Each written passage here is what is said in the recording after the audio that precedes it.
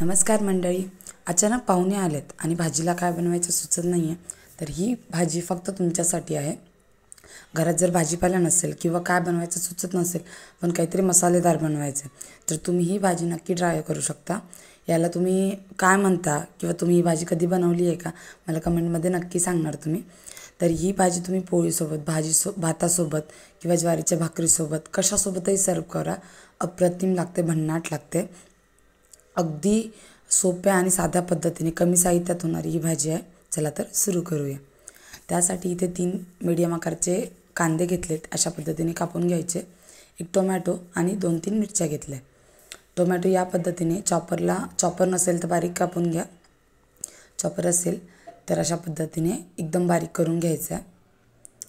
आणि छान असा कांदा बारीक झाला की आपण टोमॅटो चिरून घेऊयात. पाहू शकता कांदा अगदी बारीक झालेला आहे. काय होतं, कांदा बारीक असला की परतायला जास्त त्रास होत नाही आणि तो भाजीमध्ये छान मिसळला जातो. कांदा वेगळा आणि भाजी वेगळी असं होत नाही. आता मिरच्या ज्या आहेत 3च घेतलेल्या आपण, त्याचे देठ काढून अशा पद्धतीने उभ्या चिरून घ्यायच्या आहेत मिरच्या. तिन्ही पण मिरच्या अशा चिरून घ्यायच्या. त्यानंतर टोमॅटो चॉपरला लावत नाही आम्ही, टोमॅटो हातानेच बारीक चिरून घेते आहे. टोमॅटो चॉपर लावलं की त्याचं पाणीच होऊन जातं, त्यामुळे मी अशा पद्धतीने चिरून घेते आहे. टोमॅटो इथे आपला चिरून झालेला आहे. आता टोमॅटो आपण एका ताटामध्ये, कांद्याच्याच ताटामध्ये काढून घेऊयात.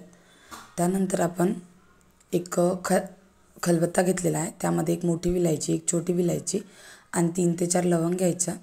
कुटून अशा पद्धतीने त्याची पावडर करायची आहे आपल्याला. याने भाजीला खूप छान टेस्ट येते. खड्या मसाल्यानं भाजी किंवा खिचडीला मस्त टेस्ट येते. पण अख्खे घातले की दाताखाली आले की खाण्याची इच्छा होत नाही, तर त्यासाठी अशा पद्धतीने बारीक कुटून टाकायचं. नंतर कोणताही भांडं वापरू शकता तुम्ही. इथे मातीच्या भांड्यामध्ये मी 1 चमचा तेल घेतलं आहे. त्यानंतर त्यामध्ये जिरे, थोडीशी दालचिनी आणि 2 तेजपत्ते घालायचे. हे छान भाजलं गेलं की यामध्ये कांदा घालायचा. कांदा छान आपल्याला लालसर परतून घ्यायचा आहे. तर आपल्याला किमान 5 ते 6 मिनटं लागतात कांदा परतायला.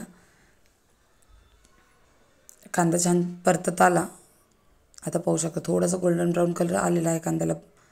मस्त असा कांदा परतत आलेला आहे आपला कांदा. आता इथे या स्टेजवर आपल्याला परतलेला दिसतोय कांदा. यामध्ये आता आपल्याला घालायचं टोमॅटो आणि मिरची, जी आपण की कापून ठेवलेली होती. आता हे दोन्ही पदार्थ यामध्ये घातले की छान मिक्स करून घ्यायचं. गॅसची फ्लेम मिडियम करायची. काय होतं, टोमॅटोला मस्त पाणी सुटतं आणि भाजी घट्ट होते. अशा पद्धतीने टोमॅटो ते परतून घेतले आपण. याला थोडंसं तुम्ही जे काही चमचा किंवा पळी वापरताय त्याच्या साहित्यानं थोडंसं मॅश करायचं त्याला. आणि अगदी कपभर पाणी मी यामध्ये घातलं आहे, जेणेकरून भाजीची कन्सिस्टन्सी मेंटेन होईल. आणि याला पुन्हा एकदा व्यवस्थित मिक्स करून आपण इथे झाकण ठेवून आता याला परतून घेणार आहोत. पण त्याआधी आपण यामध्ये कोरडे मसाले घालूयात. मस्त असा मसाला आपला परतलेला आहे. आता इथे आपण कोरडे मसाले घालून घेऊयात. तर इथे घालायचं अर्धा चमचा हळद,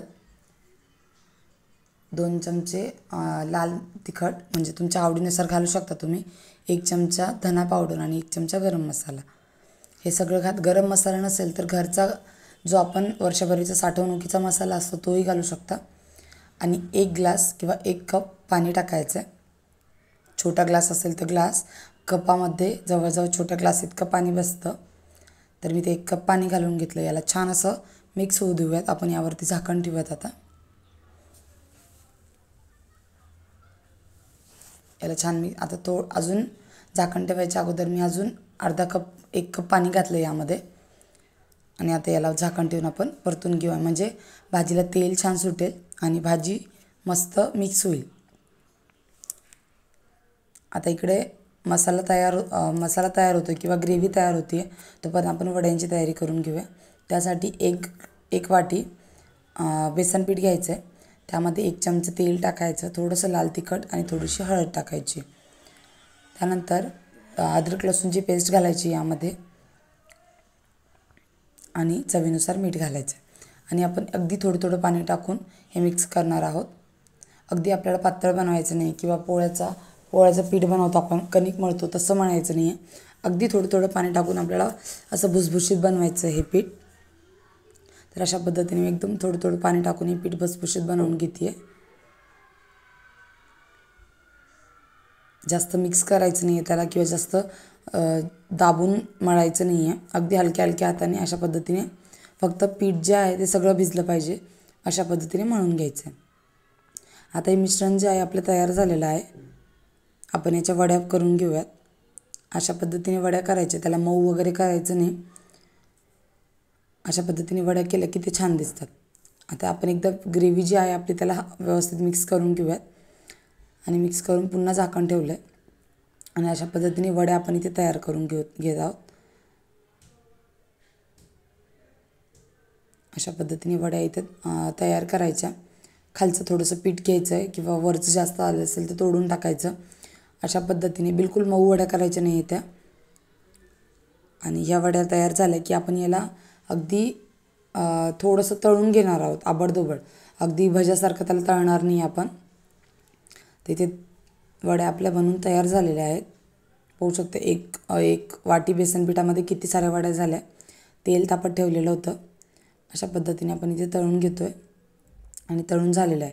तुम्हाला मी म्हटलं तसं अगदी भज्यासारखं तळायचं नाही, अगदी आबडधोबड तळून घेतलेलं आहे. म्हणजे शिजायला जास्त त्रास होत नाही आपल्याला, पटकन शिजल्या जातात त्या. आणि वड्या पण इथे बनून तयार झालेल्या आहेत आपल्या. आता काय करायचं, ग्रेव्हीकडे जाऊयात आपण. हे अशा पद्धतीने आपले हे तयार झालेलं आहे. वड्या पाहू शकता अगदी खुसखुशीत झालेल्या आहे. कुठल्याही प्रकारचा सोडा वगैरे वापरलेला नाही आहे इथे. चला आपण आता ग्रेव्हीकडे जाऊयात. मस्त ग्रेव्हीला तेल सुटलं आहे पाहू शकता तुम्ही. त्यामध्ये आता आपण पाणी घालूया. म्हणजे भाजी आपल्याला कितपत बनवायची, किती घट्ट बनवायची, किती पातळ बनवायची त्यानुसार इथे पाणी घालून घ्यायचं. जर तुम्हाला भाजी घट्ट पाहिजे असेल तर पाणी अगदी कमी घाला आणि जर वाटलं तुम्हाला की भाजीला अजून रस्सा पाहिजे तर पाणी थोडंसं ॲड करू शकता तुम्ही. अजून थोडंसं मीठ घालायचं आहे. मीठ लक्ष ठेवून घाला कारण आपण अगोदरही थोडंसं मीठ घातलेलं आहे. आणि आता या भाजीला छान थोडीशी उकळी आली की कसुरी मेथी घालायची.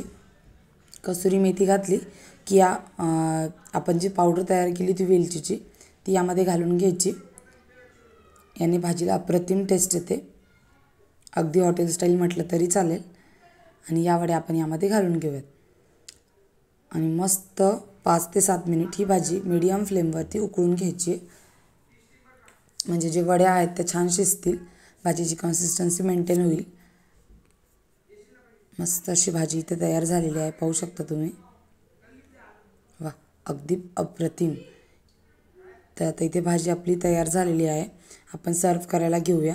तुम्ही जसं मी व्हिडिओमध्ये पहिल्यांदा सांगितलं, पोळी, पराठा, भाकरी किंवा भात कशासोबतही सर्व करा, अप्रतिम लागते ही भाजी. चला तर सर्व करायला घेऊया भाजी. तुम्हाला आजची रेसिपी कशी वाटली मला कमेंटमध्ये नक्की सांगा. जर तुम्हाला रेसिपी आवडली असेल तर चॅनलला सबस्क्राईब करा आणि पुढची रेसिपी तुम्हाला कोणती हवी आहे ती पण मला कमेंटमध्ये तुम्ही सांगू शकता की ताई हे बनवा. तर भाजी आपली इथे रेडी झालेली आहे. खूप सारी कोथिंबीर घालायची आणि भाजी सर्व करायची. मस्त भाजी इथे तयार झालेली आहे पाहू शकता तुम्ही.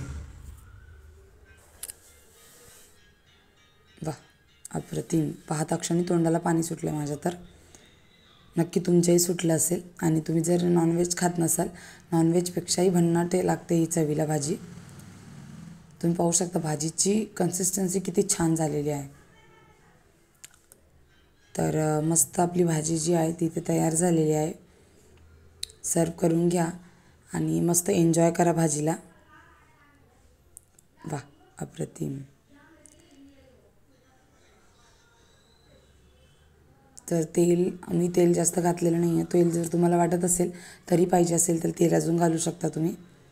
आणि मस्त कोथिंबीर टाकून इथे भाजी आपली सर्व झालेली आहे. कशी दिसते भाजी मला सांगा ना कमेंटमध्ये. खाण्याच्या अगोदर दिसते कशी ती सांगितलं तरी चालेल. आणि मी आता इथे पोळीसोबत खाणार आहे. मला तर कंट्रोल होत नाही आहे. मी तर पहिले खाऊन पाहणार की कशी लागते आहे. चला भेटूया नेक्स्ट रेसिपीमध्ये. तोपर्यंत बाय.